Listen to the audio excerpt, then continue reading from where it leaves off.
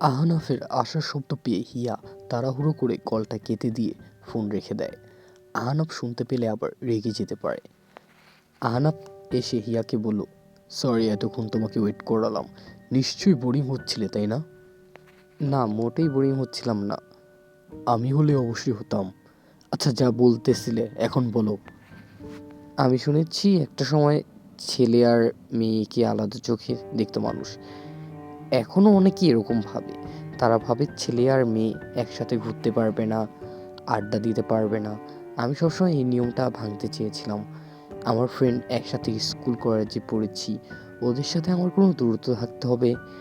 আমরা এখন আদিম যুগে নেই যে বোরকা পরে ঘরে বসে থাকবো। তা বসে থাকবেন না, আপনার শারীরিক সম্পর্ক করবেন, এটা আপনাদের জন্য নর্মাল বিষয়। আমাদের সময় মেয়েরা বিয়ের আগে অন্য কারোর সাথে শারীরিক সম্পর্ক করতো না। একেবারে পদ্মাশীল না হলেও এমন ছিল না। অনেক আপডেট হচ্ছে এখন দেখতে পাচ্ছি। তা অবশ্য ঠিক বলছেন। মানুষের মন মানসিকতায় তো আগের থেকে অনেক পরিবর্তন এসেছে। আচ্ছা, আপনাকে একটা প্রশ্ন করতে পারি? অবশ্যই পারেন। আমাকে বলার জন্য আপনার কখনো অনুমতি নিতে হবে না। মনে যা আসে বলে দিতে পারেন। হিয়া কিছুটা ভয়ে ভয়ে বলল, আমার ফ্রেন্ড তো কানাডায় থাকে, ও আপনাকে শুধু ভিডিও কলে দেখেছে, তাহলে আপনি ওর সাথে শারীরিক সম্পর্ক কিভাবে করলেন? আপনার ফ্রেন্ড অস্বীকার করেছে তাই না? হিয়া আহনাফের কথা শুনে ভয় পেয়ে গেল। আহনাফ বুঝতে পেরেছে হিয়া ওর ফ্রেন্ডকে এটা সম্পর্কে জিজ্ঞেস করেছে। হিয়াকে ভয় পেতে দেখে আহনাফ বলল, ভয়ের কিছু নেই। আপনার ফ্রেন্ডকে জিজ্ঞেস করে ভালোই করেছেন।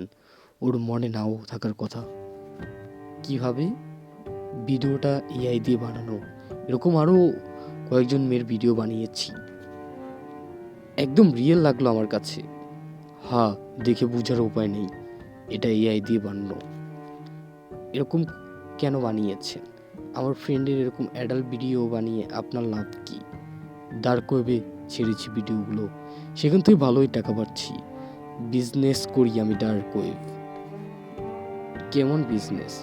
পর্নোগ্রাফি, খুন, এসবের। লাইভে এসে মানুষ খুন করি, তাদের মাংস দিয়ে রান্না করি, তারপর সেটা ডার্ক ওয়েবে ছাড়ি। মানুষ দেখে আর আমিও টাকাই পাই। খুন করে আমি প্রশান্তি পাই, সেই সাথে টাকাও পাই। ডার্ক ওয়েবে যেভাবে খুন হতে দেখতে চায় সেইভাবে খুন করি। কেউ বলে হাত কাটতে, কেউ বলে আঙ্গুল কাটতে, আবার মাংস দিয়ে রান্না করতে। এসব করতে করতে মানুষটা যখন চিৎকার করে তখন আমার শরীরে শিহরণ জেগে ওঠে। তাদের চুপ করার জন্য আবার শরীরের অন্য একটা অঙ্গ কাটতে হয়। আবার তারা যেভাবে শারীরিক সম্পর্ক করতে পছন্দ করে ওইভাবে করি। আমার মাথা ঘোরাচ্ছে। একটা মানুষ এতটা ভয়ঙ্কর কিভাবে হতে পারে? আপনি কত নর্মালভাবেই এসব বললেন।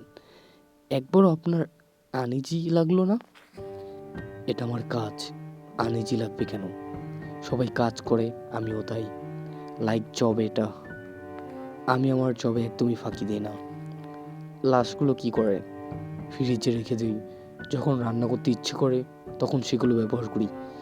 আচ্ছা, আপনার তো মাথা ঘোরাচ্ছে, তাই এখন বাদ দিচ্ছি। আপনার ব্যাপারে বলেন। আপনার ফ্রেন্ড সার্কেল কতজন?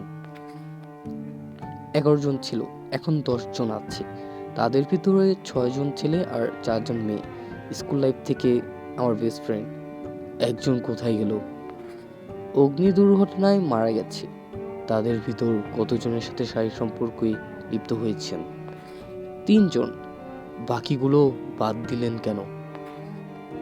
ওদের সাথে হয়ে ওঠেনি। সামনে সুযোগ পেলে? না, এখন তো বিয়ে হয়ে গেছে, সমস্যা নেই। আপনার যদি মনে হয় আমার প্রতি সন্তুষ্ট না, তাহলে চালিয়ে যেতে পারেন। আচ্ছা, আপনাদের জেনারেশন সব মেয়ে কি এরকম? সবাই না, আমার পরিচিত যারা আছে সবাই একই মেন্টালিটির। অবশ্যই এরকম না হলে তাদের সাথে আমি পরিচয়ও রাখতাম না। আপনার সাথে কথা বলতে বলতে তো আমার সিগারেট শেষ হয়ে গেল প্রায়। শার্ট কি গল্প করে কাটিয়ে দিবেন? শারীরিক সম্পর্ক করবেন না? মুড হলে বলা তো যায় না কখন কি হয়।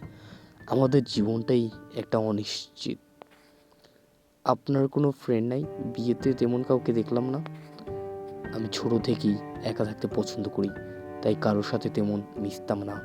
সবাইকে আমার বোরিং লাগতো, যে যার মতো আনন্দ করতো।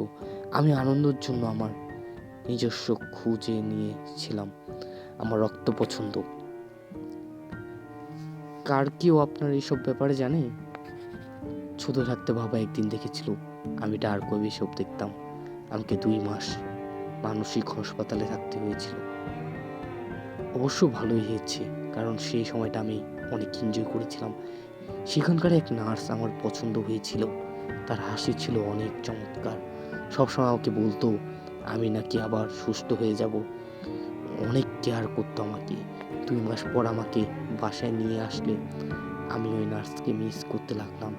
তারপর একদিন রাতে তার বাসায় গেলাম। এমন সময় গেলাম তখন সে ড্রেস চেঞ্জ করছিল। আমাকে দেখে চিৎকার করে। আমি থামানোর চেষ্টা করলে ধাক্কা দিয়ে ফেলে দেয় আমাকে।